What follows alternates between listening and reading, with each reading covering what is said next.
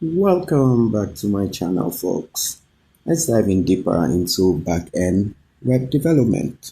As you already know, it involves server-side logic, database management, and API development. As previously mentioned, we have three key technologies for the backend web development.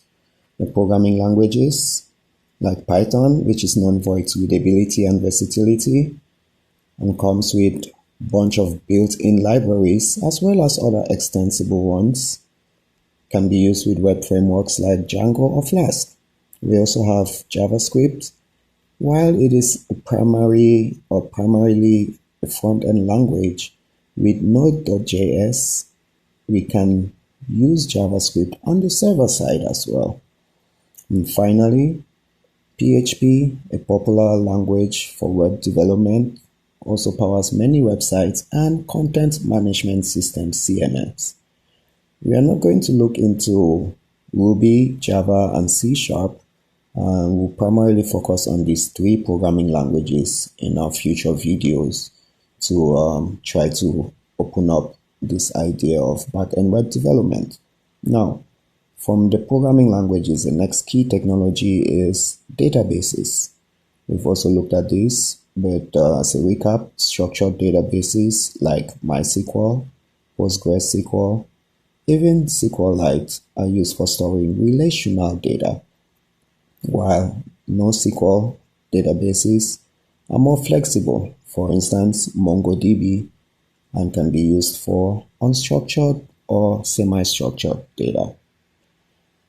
The third key technology are frameworks and libraries. These are tools that actually provide some kind of pre-built components and structures. It definitely helps us to streamline our development.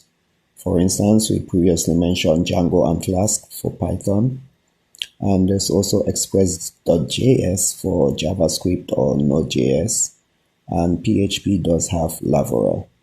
Like we mentioned, JavaScript, or rather Java, C Sharp, and Ruby also have their own frameworks, which we are not going to focus on in this our series. That said, there are other key areas of importance. Security needs to be implemented, alright, because we need to protect the user's data and also prevent cyber attacks. Performance optimization is imperative because we need our applications to run faster and efficient, and also scalability, which gives us a robust backend to be able to handle increased traffic and growth. Cloud platforms are important for us to be able to have this scalability and other benefits. And we know those big players like AWS, Azure, and Google have multiple cloud platforms we can embark on. Now, the future of backend development is exciting. We have many trends. For instance, serverless architecture, where you can build applications without having to worry about managing servers. We just talked about cloud platforms, and we've seen them before as well.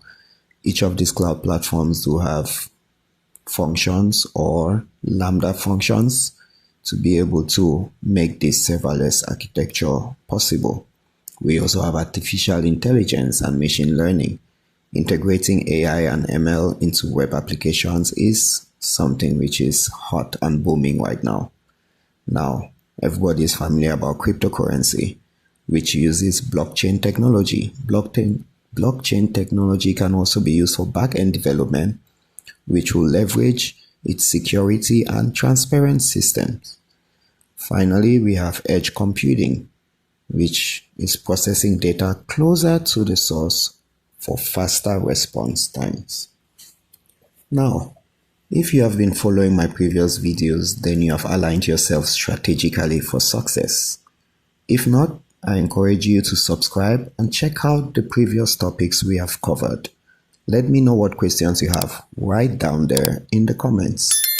That said, we previously covered front-end in detail, both HTML and CSS, with a little bit of JavaScript and some front-end libraries and frameworks.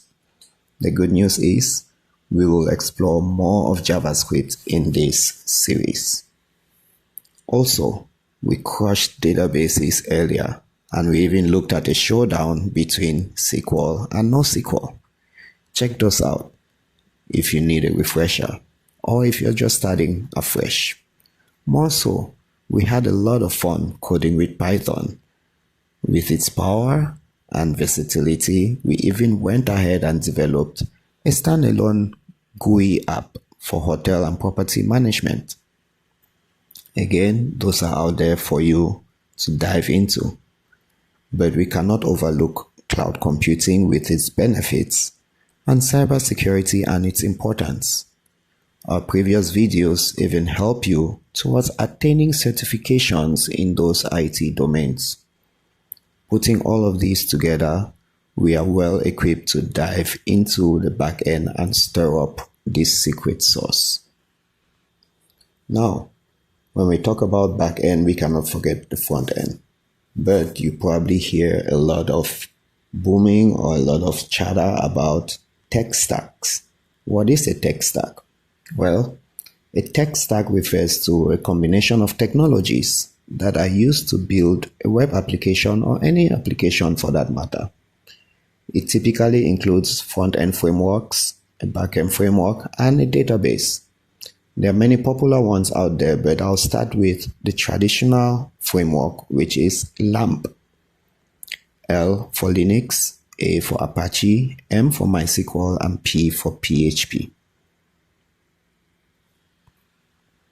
As you can tell, it is focused on PHP, and it is a classic stack for building dynamic websites and web applications, very well suited for large-scale and enterprise applications. But with the emergence of myriad of frameworks for JavaScript, we have two main JavaScript stacks, the MERN stack and the MEAN stack. The main difference is the front-end framework. M for MongoDB for both of them, E for Expressjs, which is a minimalistic web framework for Node.js used in the backend, R for React for the MERN stack, and A for Angular for the MEAN stack. These are JavaScript frameworks that are used for the front end building of the user interface. And N, obviously, for Node.js, which is the JavaScript runtime environment. Now, you might be thinking, how about Python? Well, a Python-based full-stack framework is Django, which is used for rapid development. But we also have a mini framework like Flask, which could be used mostly for, lightweight applications. There are other frameworks out there like Ruby on Rails for Ruby, .NET Core for C#, and also JavaScript has its own framework, which we're not going to focus on as we previously mentioned. Now, to choose the framework, it all depends on your particular budget, your time constraints, your team expertise, and the requirements of your project. If your employees or your team is more familiar with a particular framework, you might want to choose React over Angular or Angular over React, or even Vue, which is another popular choice for building dynamic user interfaces. Also, depending on the expertise level of using Node.js or Django or Ruby or Laravel, it's up to you which would be better. Now, the databases will also be something you have to choose, as well as cloud platforms if you decide to use cloud for deployment and scaling of your applications.